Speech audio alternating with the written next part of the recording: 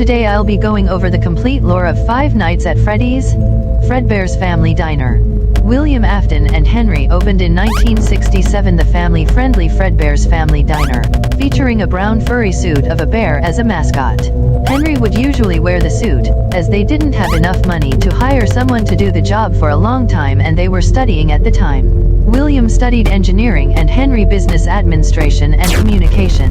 William met an unnamed woman, with whom he married and 3 years later had a boy child Michael. They met in the court. William was being charged for murdering a child that allegedly was crying outside the diner for being scared of Fredbear, the bear, and she was working selling hot dogs in front of the building. BTW. He was released because they didn't have evidences pointing it. It took them 4 years to actually achieve any success with the diner, as they learned from little Michael that Fredbear was boring. William them designed a new mascot, a yellow furry suit of a rabbit called Bonnie. The chemistry between both characters worked like black magic and the success rained on them like rain in a rainy day. The amount of money they got was so much, William used it to test his engineering skills, designing the first 2 spring lock suits, which were obviously Bonnie and Fredbear. The success increased. Freddy Fazbear's Pizza. The diner's success was so big, a company decided to buy it and open a franchise around it.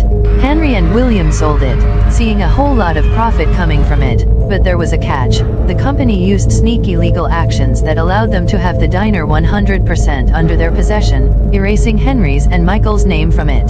The company then opened Fazbear's Entertainment to take care of everything. William was so pissed because of this he cut any relationship with anyone involved with the franchise. Henry, on the other hand, didn't know any other thing to do, so he asked for a job. He became phone guy. FFP opened in 1973, and featured 4 furry suits of animals, Freddy Fazbear, a recolor of Bonnie, Chica, and Foxy the Pirate. This made William even more pissed when he learned they made 4 animatronics without him. He started planning his revenge. BTW, the diner was still opened, as a sister location for FFP. The origin of Purple Guy. In 1976 William had twins, a little blonde girl and a little brunette boy. He started to teach Michael to take care of them, because Daddy won't be around forever. During his free time, William started designing and projecting new robots. He hated the name animatronics, and plans for his own company, Afton Robotics. But he had another plan under his sleeve, ruin FFP from the inside. He disguised himself as Dave Miller and started working applied for daytime security guard at FFP. As he was always wearing purple, the uniform's color, and usually hid in the shadows to stay out of sight of anyone who might recognize him, he was nicknamed by every child as the Purple Guy. During this time, in 1980, he did his evil plan, using the spring Bonnie suit he built years earlier. He lured 5 children to a back room, murdered them and hid inside the body of the animatronics. In case you're wondering what he did with the 5th one, he obviously hid it inside a spare Freddy suit he then painted yellow. Duh. Fortunately for Billy, they actually caught Henry instead of him, as one of the cameras caught him walking around in one of the suits. He got out sometime later, as they managed to prove he had some mental disabilities and had a fixation with wearing the suits around, and had no violent behavior. But Dave? Well, he was fired when FFP closed. Circus Baby. With the help of the money he got from selling the children's organs in the black market, William opened Afton Robotics and had everything ready to open his own kid-friendly restaurant, Circus Baby's Pizza World. The problem is that he got a new hobby, and this where his hill went down. He liked so much the idea of killing children and the profit he could get from selling their organs. Healthy children organs are way more valuable than adults. He made special alterations in his robots, turning them into kidnapping and killing machines. The problem is that, in 1982, he accidentally let his daughter get close to Baby when he wasn't looking, and Baby killed her. He knew he was the one to blame, but he actually blamed Michael for this, saying that he, as the older brother, should have protected her. This incident led to the pizzeria's cancellation and William's divorce. His wife took Michael and the other boy with her, leaving him alone. His new hobby and this incident in his life lead him to become a human monster. The children. Going a little away from the entire Afton story arch, let's talk about the children he murdered. The first one came to possess a puppet from FFP. The other 5, with the help of the first one, possessed the suits they were stuffed inside.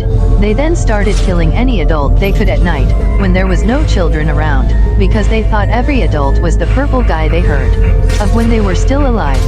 The bite of 83. William's ex-wife took the children and they started living close the diner, that was still running great. For the good old times, before the problems, she would take them there. William, on the other, didn't like it in the slightest, and bought a warehouse close to their house, where he built an underground room he used to monitor cameras installed in the house, the diner, and in the street. He also started to prepare the warehouse to building circus baby entertainment and rental. He also returned to his Dave Miller persona, working at the diner, taking a closer look at his sons. The crying child. After the baby incident, Michael became a rebel teenager who, rebelling against his father's will, bullied his younger brother. For the brother's unluckiness, he was also traumatized for actually having witnessed baby killing his sister in the year before. For his luckiness, though, he had a reliable friend, psychic friend Fredbear. Unbeknown for him, the plush was actually a camera his father used to check on him. More unbeknown for him, when the plush talked with him, it was actually the spirit of his sister, who was haunting William's warehouse, and with supernatural abilities managed to speak through the camera system. William's revenge. During the time hiding, William started pondering about his decisions in life, and how it screwed everything for him. He caused the death of his family, lasting only him and his older son. That was it? The solution? If he, William, ruined everything, Michael could be the one to fix everything. He then sent a letter to Michael, explaining everything he should do. William was aware of the spirits and possessions, and knew his daughter was haunting CBENR, so he sent Michael there first. Then sister location happened and all that jazz. Or should I say, casual bongos? Kill me. So, baby first thought Michael was William, but then she recognized his brother and saw an opportunity for her and the other sentient robots from the rental to leave, using him as a human disguise. To prevent his brother died from this, she did some black magic researches and found a way to prevent him from dying. Then Ennard came to be. Michael was fooled into the scooping room and became a suit. Ennard tried to live a life as a regular human being pretending to be Michael, but unfortunately the black magic didn't prevent flesh from rotting, so the disguise was ruined and Ennard left Michael's body, now living in the sewers, waiting for it to start shooting, hoping to get a role in it. But, even though Michael became an undying walking corpse, his job wasn't done. He had one last thing to do, free the souls of his father's victims. So, he went to work at FFP, that reopened in the 90s, to check if the possession thing was really going on there. Oh, Henry died there before Michael began to work. Michael got a fake name, Mike Schmidt. He wasn't as good with names as his father was, and worked there. He was unfortunately fired for being a smelly corpse and supposedly tampering the animatronics. So he waited for when the pizzeria closed for good. With the help of Shadow Freddy, who was actually the spirit of his younger brother, he dismantled the animatronics, freeing the children's souls from their physical restraints.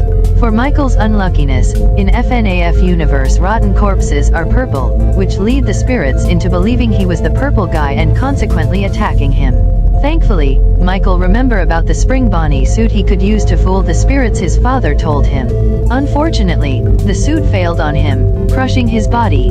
As the spirits thought their killer was dead for good, they left. Michael stayed there, sitting in an abandoned room, a rotten body inside a broken rotten suit, with his brother.